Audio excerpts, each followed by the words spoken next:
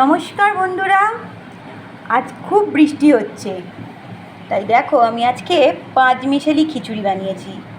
পাঁচমেশালি খিচুড়ির মধ্যে কি কি আছে দেখে নাও একটু। ফুলকপি দাঁড়াও, ফুলকপি একটু দেখাই।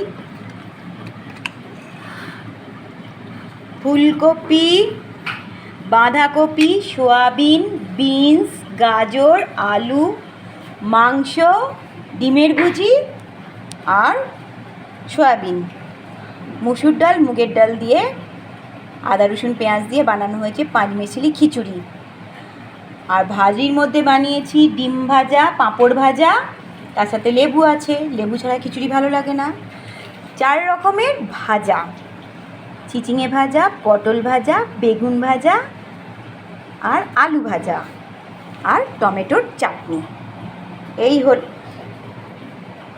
আজকে আমাদের দুপুরের মেনু।